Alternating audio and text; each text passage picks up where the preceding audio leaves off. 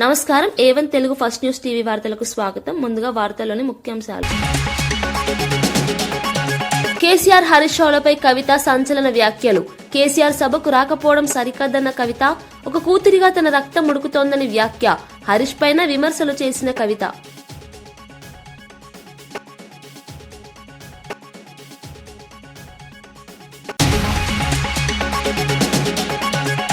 మాజీ సర్పంచుల బిల్లులు చెల్లించక ఇబ్బందులు సృష్టిస్తున్నారని రఘునందన్ రావు ఆరోపణ. అభివృద్ధి పనులకు అప్పులు తెచ్చిన సర్పంచులకు అన్యాయం, గ్రామ పాలనను నిర్వీర్యం చేస్తుందని రఘునందన్ విమర్శ. పెండింగ్ బిల్లులు వెంటనే విడుదల చేయాలని డిమాండ్.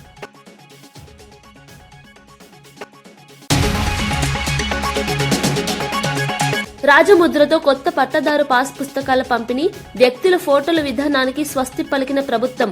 భూ యాజమాన్యానికి చట్టబద్ధ గుర్తింపు కల్పింపు, రైతులకు వేగంగా పంపిణీ పూర్తి చేయాలని ఆదేశాలు.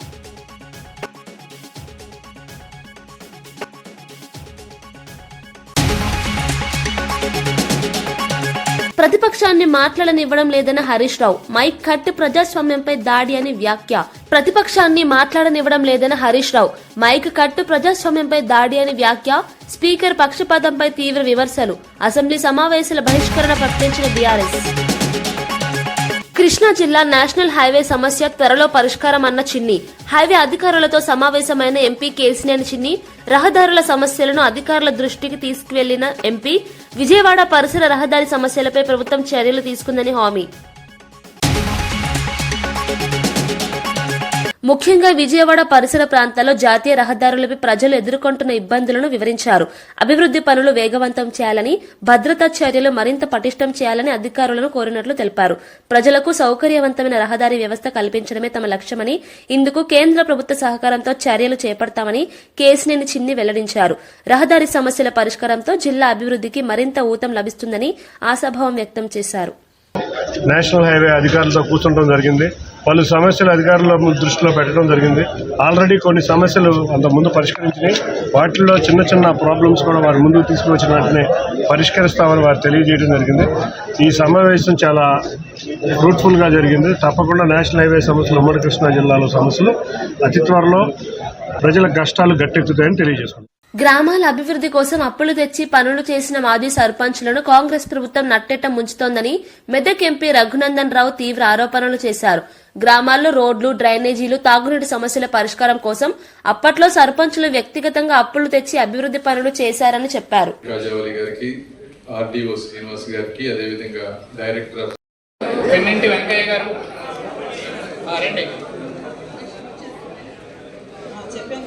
శివశంకరరావు గారు పిన్నింటి రండి. శివశంకరరావు వట్టి చెరుకూరులో అనంతవరపాడు వట్టి చెరుకూరు గారికి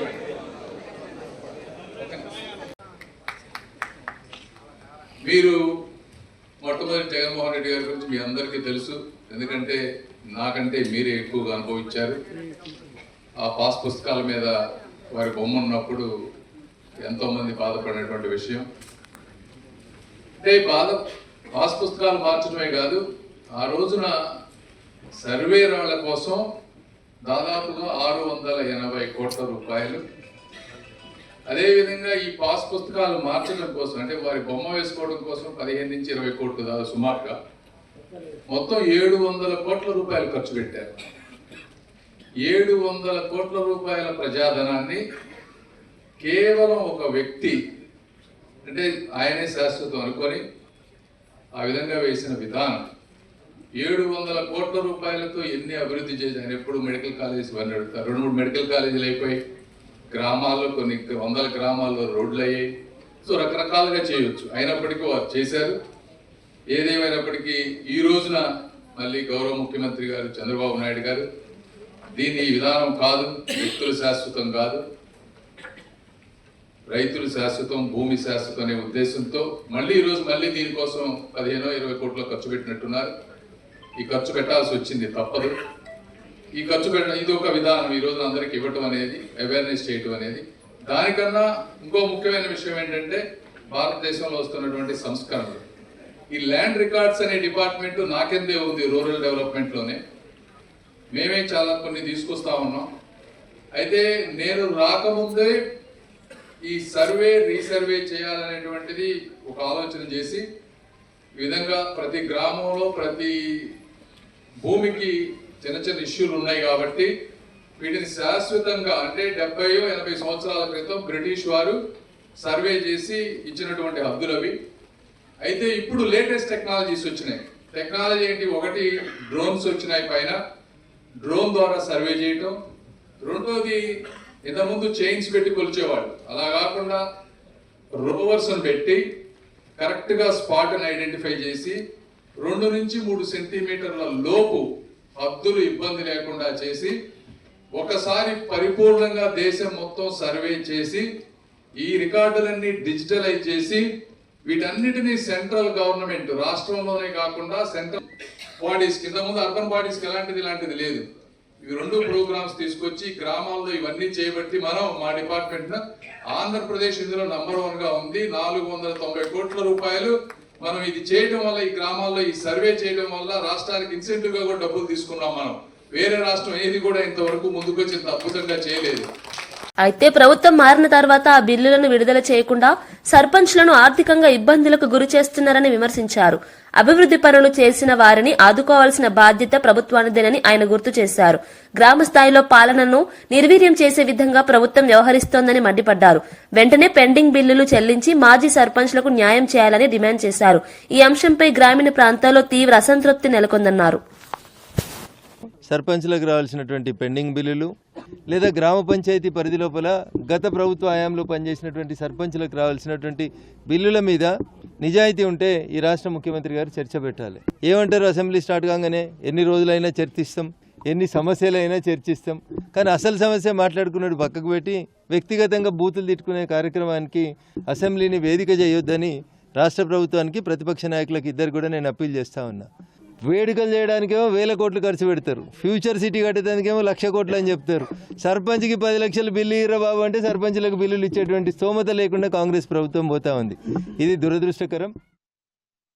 ఈ సీజన్లో యూరియా కొరత లేదని వ్యవసాయ శాఖ మంత్రి తుమ్మల నాగేశ్వరరావు స్పష్టం చేశారు. కొన్ని యూరియా కేంద్రాల్లో రైతులు ఆతృతతో షాపులు తెరవకముందే లైన్లలో నిలబడుతున్నారని, దాన్ని కొందరు కావాలని రాజకీయంగా మలుస్తున్నారని ఆరోపించారు. ప్రభుత్వ గోదాములు, డీలర్ల వద్ద అవసరమైనంత యూరియా నిల్వలు ఉన్నాయని తెలిపారు. రైతులు ఆందోళన చెందాల్సిన అవసరం లేదని, వ్యవసాయ శాఖ పరిస్థితిని నిరంతరం పర్యవేక్షిస్తుందన్నారు. యూరియా పంపిణీ విషయంలో ఎక్కడైనా ఇబ్బందులుంటే అధికారుల దృష్టికి తీసుకురావాలని కోరారు. రైతుల అవసరాలకు అనుగుణంగా సరఫరా కొనసాగుతుందని హామీ ఇచ్చారు.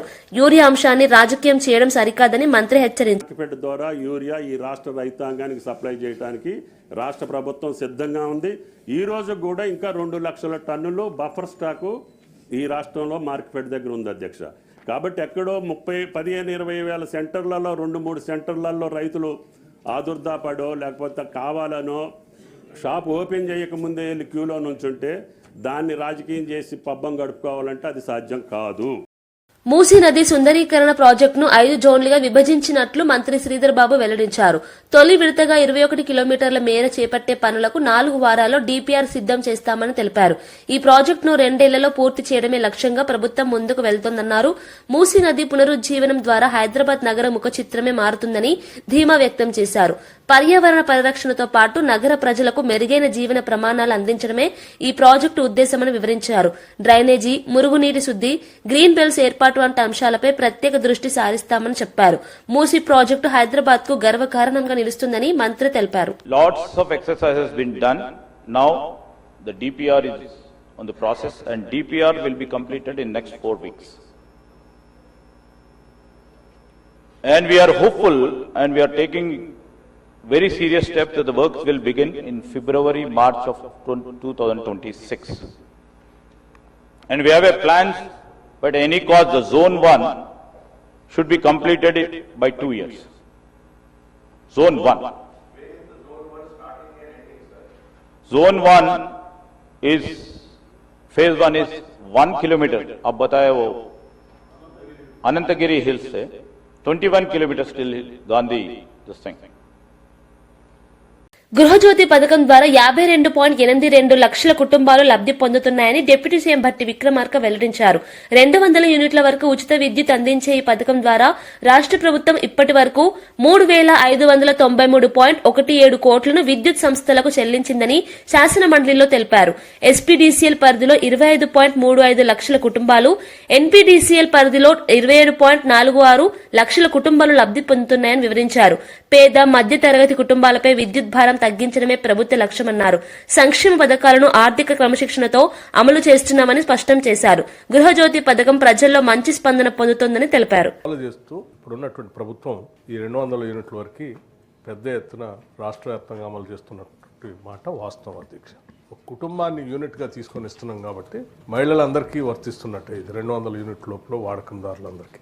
సో దీనికి సంబంధించి ఎస్పీడీసీఎల్లో రాష్ట్రాల్లో ఉన్నటువంటి 2 డిస్కంలు ఎస్పీడీసీఎల్ పరిధి, ఎన్పీడీసీఎల్ పరిధి 2గా విభజన చేయబడి ఉన్నటువంటి రాష్ట్రంలో ఎస్పీడీసీఎల్ కింద 25,35,560 కుటుంబాలకి ఈ 200 యూనిట్ల ఉచిత కరెంటుని ప్రతి నెల జీరో బిల్లు ఇస్తూ ఆ జీరో బిల్లు సంబంధించినటువంటి లబ్ధిదారులు కట్టాల్సిన బిల్లుల్ని ఆ లబ్ధిదారుల తరఫున రాష్ట్ర ప్రభుత్వం విద్యుత్ శాఖకి నేరుగా నిధులు చెల్లిస్తూ ఉన్నాం.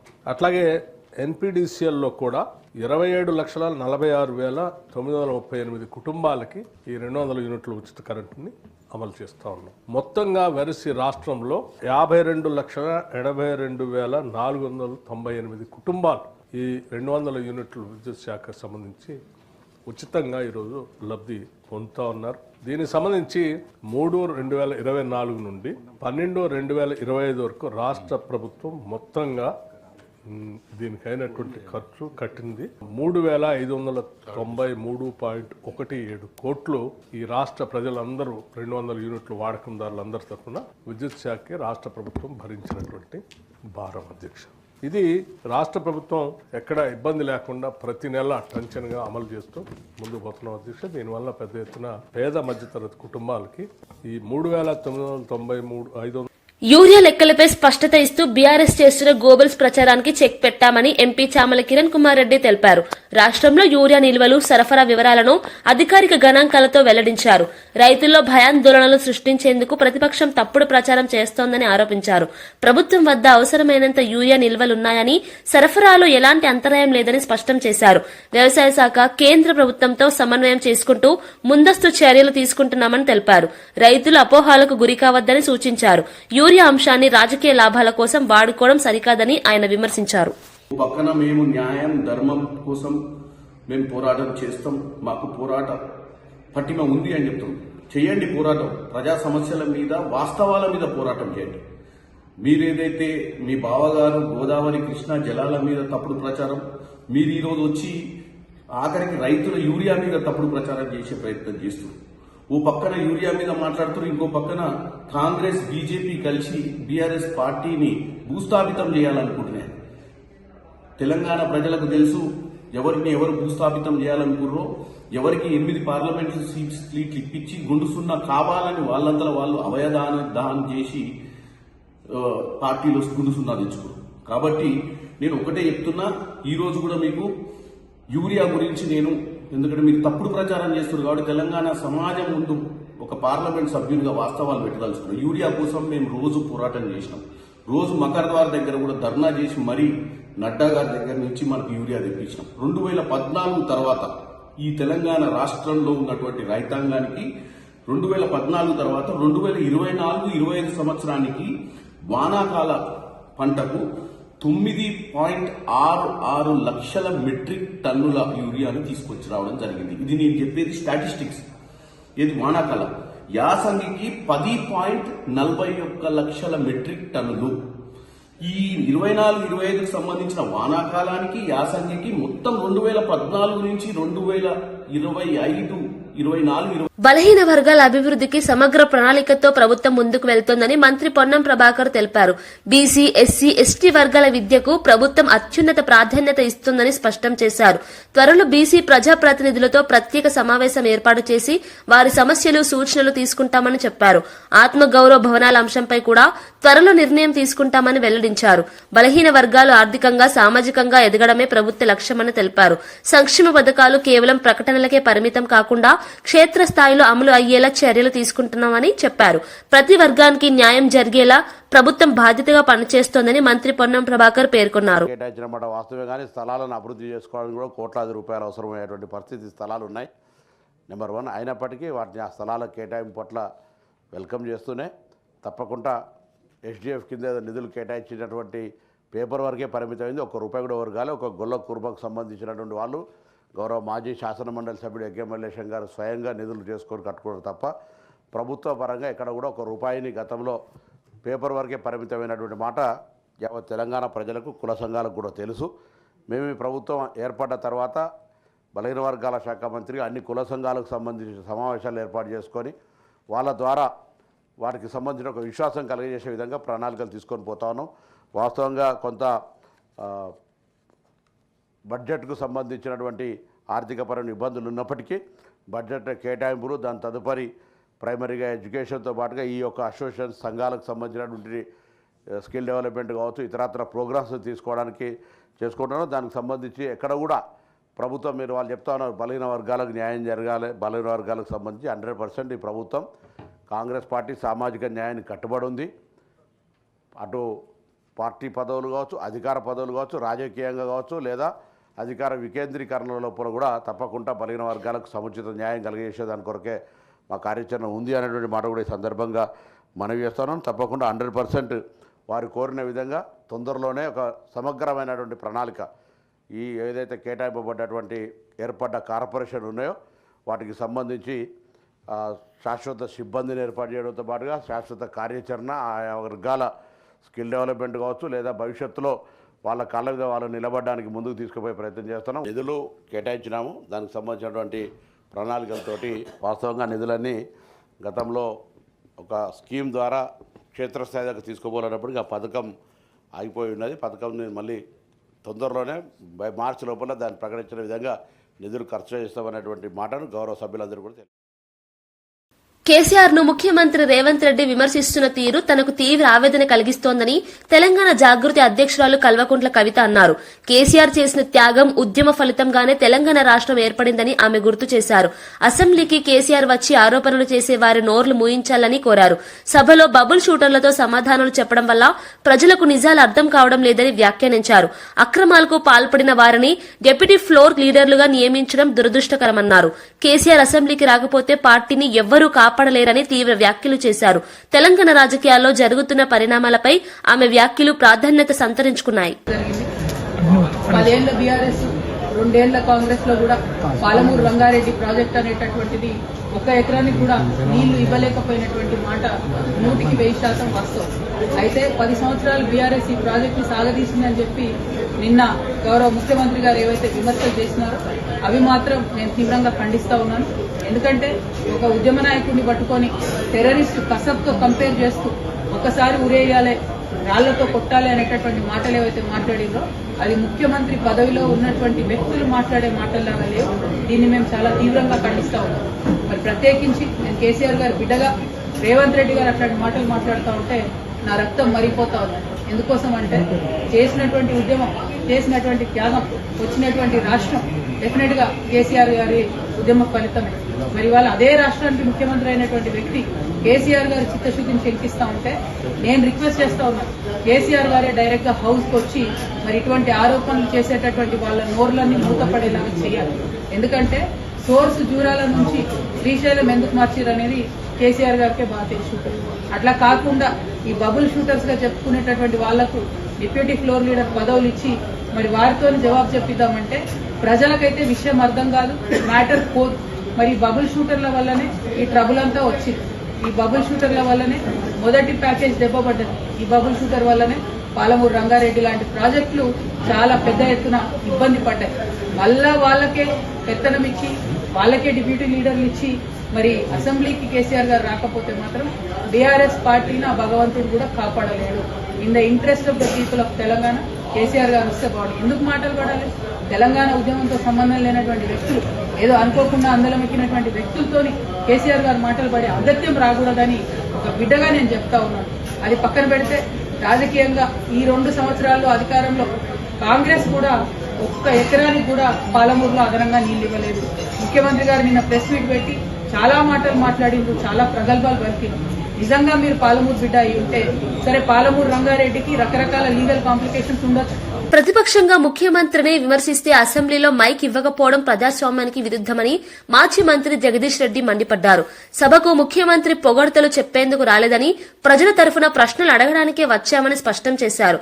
మూసీ అంశంపై ప్రశ్నలు లేవనెత్తగానే తమ పార్టీ నేతల మైక్ కట్ చేయడం పక్షపాత వైఖరని ఆరోపించారు. స్పీకర్ వైఖరికి నిరసనగా బీఆర్ఎస్ పార్టీ సభను బహిష్కరించిందని తెలిపారు. అసెంబ్లీలో ప్రతిపక్షానికి సమాన అవకాశాలు ఇవ్వాలని డిమాండ్ చేశారు. ప్రజాస్వామ్య విలువలను కాపాడాల్సిన బాధ్యత ప్రభుత్వంపై ఉందని జగదీష్ రెడ్డి స్పష్టం చేశారు. ఇంత బాధ్యతాయుతంగా మేము ప్రశ్నలు అడిగినాము ప్రజల తరఫున.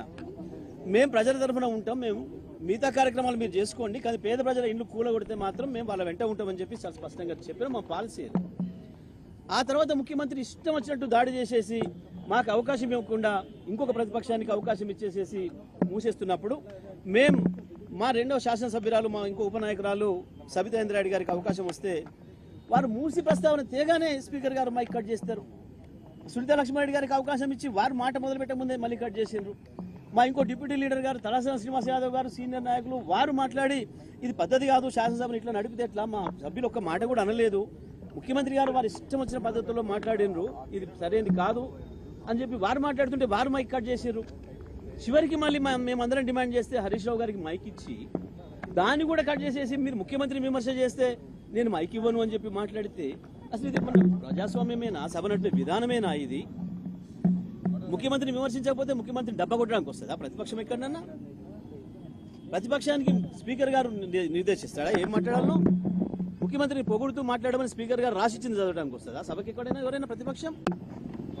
కనీస విలువలు లేకుండా, కనీస సాంప్రదాయాలు లేకుండా, సభను నడిపే విధానమే లేకుండా, ఇవాళ ఒక నిబంధనలు అనేవి లేకుండా ఇష్టరాజ్యంగా స్పీకర్ గారు సభను ఏదైతే నడుపుతున్నారో మేము ఆ స్పీకర్ గారి వైఖరికి నిరసనగా, ఇవాళ ముఖ్యమంత్రి మాట్లాడిన ఆ ఘోరమైన భాషకు నిరసనగా, ఆయన కంపు భాషకు నిరసనగా మేము ఈరోజు సభను బైకాట్ చేసి రావడం జరిగింది. తప్పకుండా ఈ పద్ధతి ఇలాగే కొనసాగితే సభను ముఖ్యమంత్రి స్పీకర్ గారు ఒకరే నడుపుకోవాల్సి వస్తే తప్ప మిగతా వాళ్ళు రారు. ఇది ప్రజాస్వామ్యంలో జరగాల్సిన విధానం కాదు. ఇప్పటివరకు భారతదేశంలో ఏ సభ చరిత్రలో కూడా ఈ రకంగా ఒక స్పీకర్ రూలింగ్ ఇచ్చే పద్ధతి ఉండదు. ముఖ్యమంత్రి గారిని పొగడండి, మీరు ముఖ్యమంత్రి విమర్శిస్తే నేను అవకాశం ఇవ్వమని చెప్పడానికి స్పీకర్ గారికి అటువంటి అవకాశమే లేదు, ఏ నిబంధనలలో కూడా లేదు. కానీ నిబంధనలు ఏమీ లేవు, మా ఇష్టం వచ్చి నడుపుతాం, మేమేం చెప్తే కదా ఇక్కడ అని అనుకుంటే మాత్రం కరెక్ట్ కాదు. స్పీకర్ గారు కూడా నిబంధనలే ఉంటాయి, శాసనసభ నడపడానికి నిబంధనలు ఉంటాయి. తప్పకుండా నిబంధనల ప్రకారమే నడవాలి. సభలో అందరి సభ్యులకు సమాన హక్కులు ఉంటాయి, వాళ్ళ హక్కుల్ని కాపాడాల్సిన బాధ్యత మాత్రమే స్పీకర్ గారికి ఉంటుంది. ఈ విషయాలు కూడా మర్చిపోయి ఏకపక్షంగా ప్రభుత్వానికి సపోర్ట్ చేస్తూ ఏదైతే స్పీకర్ గారు ఇవాళటువంటి మాటలు మాట్లాడినరో మేము దాని నిరసనగానే మేము ఈ రోజు సభను బాయ్కాట్ చేసి రావడం జరిగింది. ప్రధాన ప్రతిపక్షానికి అసెంబ్లీలో మాట్లాడే అవకాశం ఇవ్వకుండా అణచివేతకు పాల్పడుతున్నారని మాజీ మంత్రి హరీష్ రావు తీవ్రంగా విమర్శించారు. ముఖ్యమంత్రిపై విమర్శలు చేస్తే మైక్ కట్ చేస్తామని స్పీకర్ చెప్పడం దారుణమన్నారు. ఇది ప్రజాస్వామ్యంపై దాడి అని వ్యాఖ్యానించారు. కేసీఆర్ పై అనుచిత వ్యాఖ్యలు చేస్తూనే ప్రతిపక్షాన్ని మాట్లాడనీయకపోవడం ఏ విధమైన న్యాయమని ప్రశ్నించారు. స్పీకర్ పక్షపాత వైఖరికి నిరసనగా ఈ శాసనసభ సమావేశాలను బీఆర్ఎస్ పార్టీ బహిష్కరిస్తున్నట్లు ప్రకటించారు. నువ్వు కేసీఆర్ గారి మీద పదే పదే చావు భాష కోరుకుంటావా? తెలంగాణ తెచ్చిన నాయకుడు, ప్రధాన ప్రతిపక్ష నాయకుడు, 10 ఏళ్లు ముఖ్యమంత్రిగా చేసిన కేసీఆర్ గారిని పట్టుకొని అడ్డగోలు మాటలు మాట్లాడతావు. నువ్వు ఒక తెలంగాణ ద్రోహివి, నువ్వు ఒక నీళ్ల ద్రోహివి. నువ్వు కేసీఆర్ గారి పట్ల అటువంటి భాష మాట్లాడడం చాలా తీవ్రంగా మేము ఖండిస్తా ఉన్నాం. రాహుల్ గాంధీ గారు పొద్దున్న లేస్తే రాజ్యాంగం చేతిలో పట్టుకొని తిరుగుతాడు. ఇక్కడేమో అసెంబ్లీలో రాజ్యాంగం ఖూనీ అయితా ఉంది. ప్రధాన ప్రతిపక్షానికి మైకే ఇవ్వడం లేదు.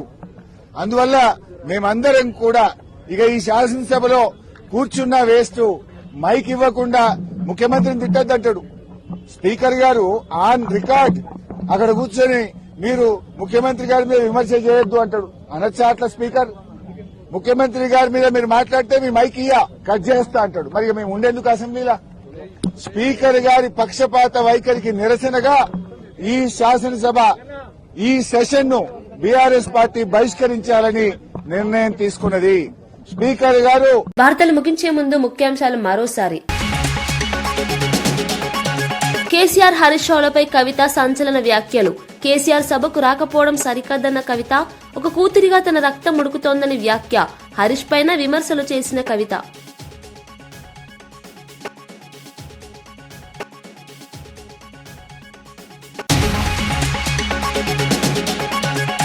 మాజీ సర్పంచుల బిల్లులు చెల్లించక ఇబ్బందులు సృష్టిస్తున్నారని రఘునందన్ రావు ఆరోపణ. అభివృద్ధి పనులకు అప్పులు తెచ్చిన సర్పంచులకు అన్యాయం, గ్రామ పాలనను నిర్వీర్యం చేస్తుందని రఘునందన్ విమర్శ. పెండింగ్ బిల్లులు వెంటనే విడుదల చేయాలని డిమాండ్.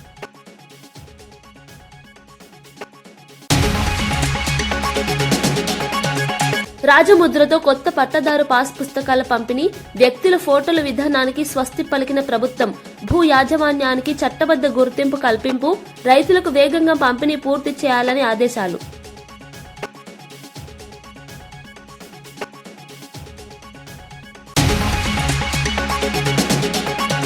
ప్రతిపక్షాన్ని మాట్లాడనివ్వడం లేదన్న హరీష్ రావు, మైక్ కట్ ప్రజాస్వామ్యంపై దాడి అని వ్యాఖ్య. ప్రతిపక్షాన్ని మాట్లాడనివ్వడం లేదన్న హరీష్ రావు, మైక్ కట్ ప్రజాస్వామ్యంపై దాడి అని వ్యాఖ్య. స్పీకర్ పక్షపాతంపై తీవ్ర విమర్శలు. అసెంబ్లీ సమావేశాల బహిష్కరణ ప్రకటించిన బీఆర్ఎస్. కృష్ణా జిల్లా నేషనల్ హైవే సమస్య త్వరలో పరిష్కారం అన్న చిన్ని. హైవే అధికారులతో సమావేశమైన ఎంపీ కేసినేని చిన్ని. రహదారుల సమస్యలను అధికారుల దృష్టికి తీసుకువెళ్లిన ఎంపీ. విజయవాడ పరిసర రహదారి సమస్యలపై ప్రభుత్వం చర్యలు తీసుకుందని హామీ. ఇవి ఈనాటి వార్తా విశేషాలు. మరో బులెటిన్లో మళ్లీ కలుద్దాం. నమస్కారం.